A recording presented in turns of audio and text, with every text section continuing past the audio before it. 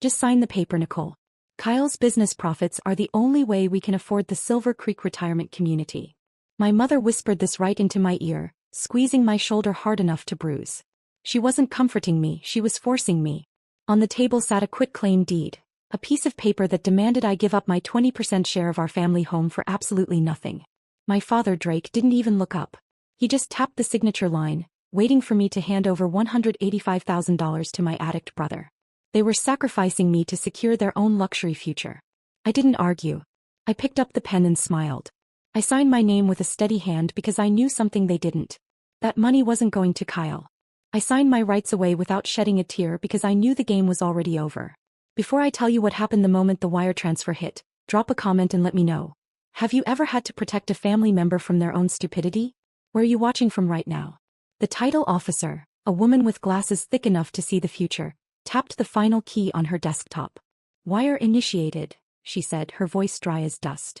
$185,000 sent to the account of Kyle Ventures LLC. The room seemed to exhale. My mother, Harper, let out a sob that was half relief, half delusion. She hugged my father, Drake, burying her face in his shoulder like they had just survived a war, rather than just selling their only asset to fund a pipe dream. Drake patted her back, puffing his chest out, looking at Kyle with the pride of a king crowning a prince. They weren't seeing a transaction. They were seeing the Silver Creek retirement community, golf carts and heated pools. They were seeing a future where their golden child finally made them rich. Kyle leaned back in his chair, the leather creaking under his arrogance. He looked at me, a smirk playing on his lips that made my stomach turn. "Thanks for the donation, sis," he said, winking. "I know it's hard for a secretary to understand high-level capital acquisition, but don't worry. When the company goes public, I might hire you to answer the phones. We'll need someone to order the coffee." I didn't respond. I didn't defend my job title or remind him that risk assessment isn't secretarial work. I just opened my laptop. It was already sitting on the table in front of me, humming in sleep mode. I woke it up. The screen glowed, reflecting off the polished mahogany. To them, it probably looked like I was checking emails, hiding my embarrassment in work. But I wasn't checking email. I was logging into the commercial banking portal of First Horizon Bank. This was the part they always forgot about. Laziness isn't just a character flaw, it's a security risk. Because Kyle was too hungover to drive to the bank 6 months ago, he had begged me to set up the LLC's accounts at the same bank where I keep my personal savings. He wanted it done fast. He didn't want to deal with the paperwork. So the transfers weren't interbank wires that took 24 hours to clear. They were internal. They were instantaneous.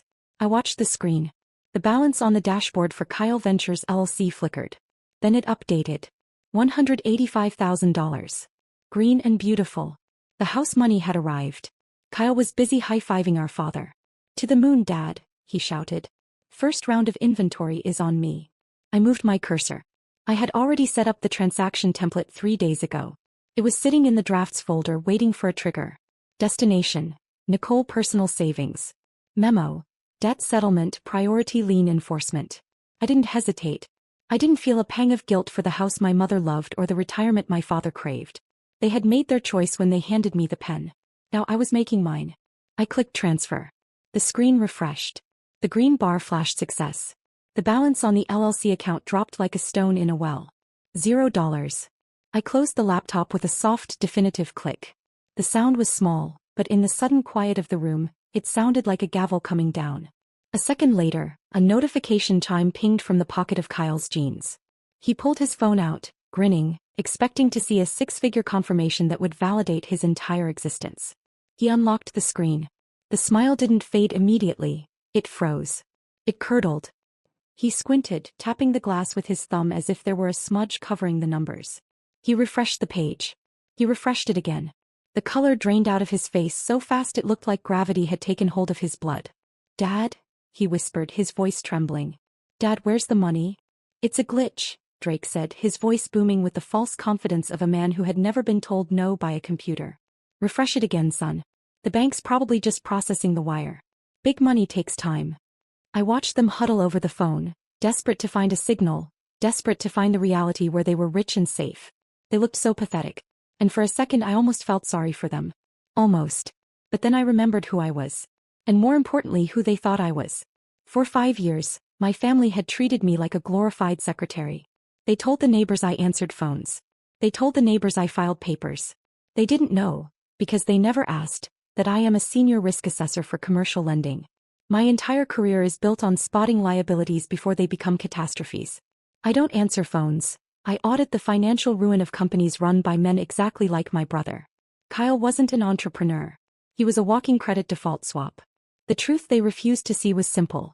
Kyle was a gambling addict. He didn't need seed money for a startup. He needed to pay off $200,000 in bad bets and maxed out credit cards before the court judgments started seizing his wages. 6 months ago he had come to me hungover and smelling of stale bourbon begging for help. "I need to go legit, Nick," he'd slurred. "Set up an LLC for me. You're good with the boring paperwork stuff." He was too lazy to do it himself. He didn't want to read the contracts. He just wanted a bank account he could dump money into. That was his mistake. Laziness is the architect of ruin. I remembered sitting in my kitchen drafting the operating agreement for Kyle Ventures LLC. I didn't use a standard template. I wrote Clause 4.2 myself. It stated that the manager has sole discretion to distribute funds to settle any debts held by the manager against the member. And then came the security setup. I remembered handing him his phone when the bank sent the two-factor authentication code. He had waved it away, rubbing his temples. "Ugh, the beeping is killing my head. Just set the admin number to yours, sis. I don't want the alerts." He handed me the keys to the castle because he couldn't be bothered to carry them. I looked at my parents now, Harper clutching her pearls, Drake sweating through his collar. They knew Kyle was a mess. Deep down they had to know. You don't bail a son out of jail 3 times and think he's the next Elon Musk. But they chose the lie. They volunteered to be duped because the fantasy of the golden child was more comforting than the reality of the addict. They would rather sell their home to feed his delusion than admit they had failed as parents. They weren't victims. They were accomplices. But I wasn't. Weeks ago I had used a shell company to purchase a portfolio of distressed consumer debt for pennies on the dollar. It was a bundle of defaulted loans. Kyle's loans. I didn't need gangsters. I had court judgments. I was his primary creditor. Legally I owned him. "It's not a glitch," I said, my voice cutting through their panic like a scalpel. They all froze. Kyle looked up, his eyes bloodshot and wide. "I moved it," I said calmly. Clause 4.2 of the operating agreement. The manager pays the creditors first. And guess what, Kyle? You owe me a lot of money. You hacked it. Kyle screamed, his voice cracking like a teenager's. He shoved the phone into our father's face, his finger jabbing at the screen so hard I thought the glass would snap. "She stole it, Dad. He hacked the account. Call the police. Arrest her." Drake grabbed the phone, his eyes scanning the transaction history. He stared at the debit line, $185,000, and the beneficiary name, Nicole Personal Savings. The color didn't just leave his face, it fled. He looked up at me and for a second I saw confusion. But then it hardened into something much uglier. Pure, unadulterated hate. He didn't ask about the debt I mentioned. He didn't ask why Kyle owed me money or why I had purchased defaulted loans. He didn't ask if his son was in trouble with dangerous people. He didn't care about the why. He only cared about the where. "Give it back," Drake growled. It was a command, the same tone he used when I was 12 and he wanted the remote control. "Right now. Reverse it." "I can't," I said, leaning back in my chair, crossing my legs. "It's a debt settlement. It's legally binding. Besides, the money is already in a high-yield trust. It's locked." "You little witch." Drake slammed his hand on the mahogany table, making the title officer jump. "You jealous, spiteful little witch. You couldn't stand seeing your brother succeed, could you? You had to ruin it." "Succeed?" I laughed, a cold, sharp sound. "Dad, he was going to wire that money to an offshore sports betting site. I didn't ruin his success. I prevented his felony." "Liar." Harper shrieked. She wasn't the soft, weeping mother anymore. She was a woman watching her luxury retirement evaporate. She stood up, her face twisted. "Kyle is a businessman. He has a vision. You're just a secretary who's jealous that we didn't sell the house for you." She pointed a trembling finger at me. "That was our money, Nicole. That was Silver Creek. That was the heated pool and the golf course and the meals prepared by chefs. We sold this house for us. We're going to be destitute because of you." I watched them, fascinated. It was like watching a car crash in slow motion, except the car was made of narcissism and the wall was reality. They still didn't get it. I had just told them their son was a gambling addict with $200,000 in bad debt. I had told them I saved him from loan sharks. And their only reaction was to scream about their country club retirement. They didn't care if Kyle destroyed himself as long as he made them rich first. They weren't enabling him out of love. They were investing in him out of greed. Kyle was pacing the small room now, running his hands through his hair, his breathing ragged. The reality of his situation was starting to sink in. The money was gone. The house was sold. And the people he owed money to, the ones who didn't use lawsuits, were still waiting. "You don't understand," Kyle panted, his eyes darting around the room like a trapped animal. "I need that money." "Nick, seriously, stop playing. Transfer it back. They're going to kill me." "Who is going to kill you, Kyle?" I asked softly. "The investors," he yelled, but his voice wavered. He looked at Dad, then at Mom. He couldn't admit it. He couldn't tell the Golden parents that he wasn't a genius entrepreneur, but a degenerate gambler. So he turned the rage back on me. He kicked the empty chair next to him. It flew across the room and crashed into the filing cabinet with a deafening metallic clang. "You stole my life," he screamed, veins bulging in his neck. The title officer stood up, her face pale, reaching for the phone on her desk. "I'm calling security." "Don't you dare." Drake roared at her, then turned back to me, his eyes black. "Fix this, Nicole. Or you are no daughter of mine." I think," I said, meeting his gaze with zero fear, "that ship sailed the moment you handed me the pen." I didn't flinch at his ultimatum. No daughter of mine. It was a threat that might have shattered me when I was 20, desperate for his validation. But I wasn't 20 anymore. And I wasn't looking for a father. I was looking for a return on investment. I reached into my bag and pulled out the blue folder. It was thick, heavy with the weight of receipts, contracts, and the poor life choices of a man who thought the world owed him a living. I slid it across the mahogany table. It stopped inches from Drake's clenched fist. "Sit down, Dad," I said. My voice wasn't loud, but it had the specific cadence I used in boardrooms when I was about to tell a CEO his company was insolvent. "And read." Drake didn't move.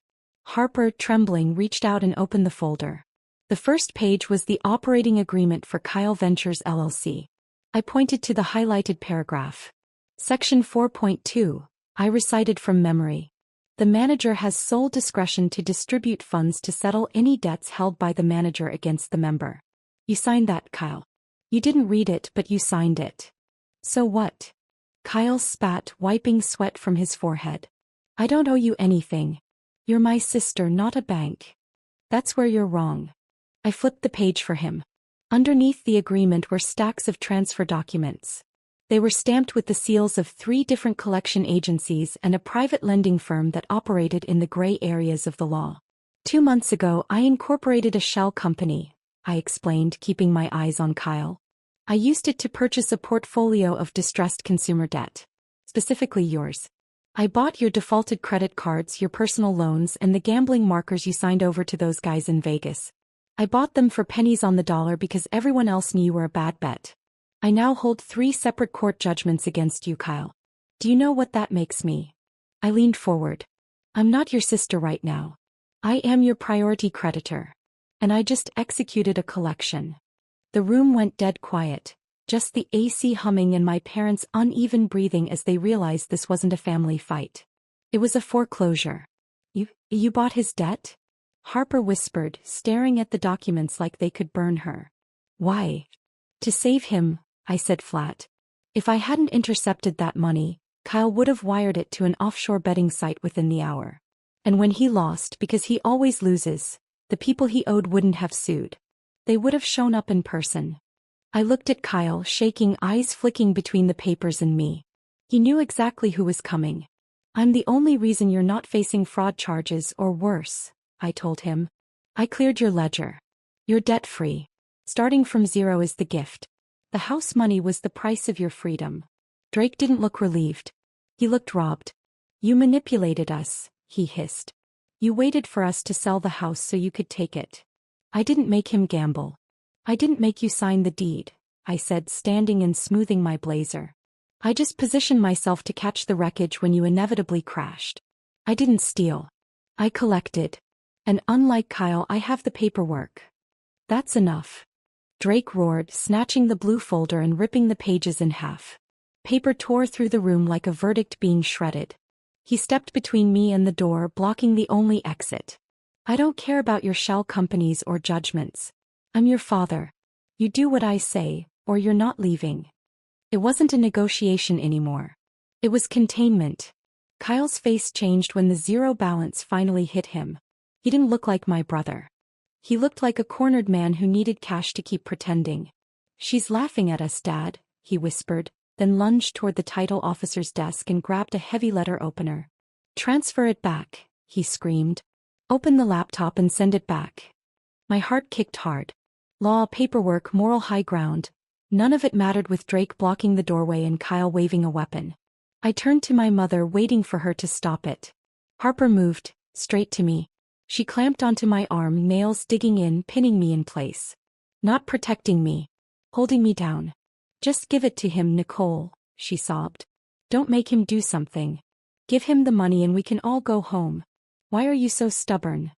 That betrayal hit harder than anything else. She wasn't begging him to stop. She was begging me to surrender so he wouldn't have to feel guilty about forcing it. Mom, let go, I said, my voice shaking for the first time. Save him, she pleaded, tightening her grip. He's your brother. Kyle stepped closer, eyes wild. 3 seconds, Nicole. 1. I didn't touch the laptop. I slowly raised my free hand and pointed to the upper corner of the room. You really should have checked the security protocols, I whispered. The door burst open. 2 uniformed officers filled the doorway. Off-duty police assigned to the building. Drop it, the lead officer barked. Drop the weapon and step back. Kyle froze, then the letter opener clattered to the carpet. Drake tried to boom his way through it. This is a family meeting. But the badge didn't flinch. Back against the wall. Now. Drake got shoved aside like furniture. The second officer grabbed Kyle, turned him around and cuffed him. The click of metal cut straight through Harper's scream. No. Don't hurt him, he's a good boy, she cried, releasing my arm to rush them. I stood, arm throbbing where her nails had left marks. I picked up my bag. The officer glanced at the red crescents on my skin, the torn papers, the dropped letter opener. Ma'am, are you injured? I'm fine, I said, steady. He didn't touch her. Harper sobbed. Nicole, tell them it was a misunderstanding. I looked at her, terrified, not for me but for Kyle. He wanted me to lie. To protect the person who'd tried to force me to sign away my own money. He is my brother, I said, and Harper sagged with relief. I corrected, voice turning cold. Now he's a man who tried to threaten a creditor over a defaulted debt. I nodded at the torn documents. That transfer is what he owes me. He didn't like the collection methods. You're pressing charges? Drake choked, staring at me like I was the villain. You'll ruin his life. He ruined his own life when he picked up a weapon, I said. I'm just filing the paperwork. They dragged Kyle out, crying now, begging his parents to fix it. But the check had cleared. The police were real. And I was done negotiating. My parents stared at me, broken, furious, horrified. You're a monster, Harper whispered. No, Mom, I said, walking into the hallway. I'm the one who finally sent you the bill. A week later, the quiet in my apartment doesn't feel lonely. Feels like equity. I sit on my balcony with coffee and a notification. My high-yield savings posted its first interest payment. Small but clean. Money I didn't have to bleed for. The fallout was predictable. Kyle is out on bail, but the charge is only the beginning. I sold the remaining judgment rights to a collection agency known for being relentless. He'll spend years looking over his shoulder. Drake and Harper lost the house. The quitclaim deed was signed and notarized before the chaos, so the sale went through. A young couple moves in next month, unaware the place was ever a battlefield. My parents are in a motel off the highway, texting me in alternating waves of begging and rage. The latest from my mother. How could you do this? You stole our home. I don't reply. You didn't lose the house because of me. You lost it the moment you chose to sacrifice me to save him. You bet your future on a lie. And when the bill came due, I made sure the payment cleared to the right person. Delete. Block. Rick. Harper. Kyle. One by one. With every tap I feel lighter. I didn't just get the money. I refunded myself for 29 years of being the invisible daughter, the backup plan, the scapegoat. The sun is shining. My account is full. And for the first time in my life, I'm completely free. I walked away with $185,000 and zero regrets. But I want to ask you, at what price would you sell your relationship with your family? Or are there betrayals no amount of money can fix? Tell me in the comments.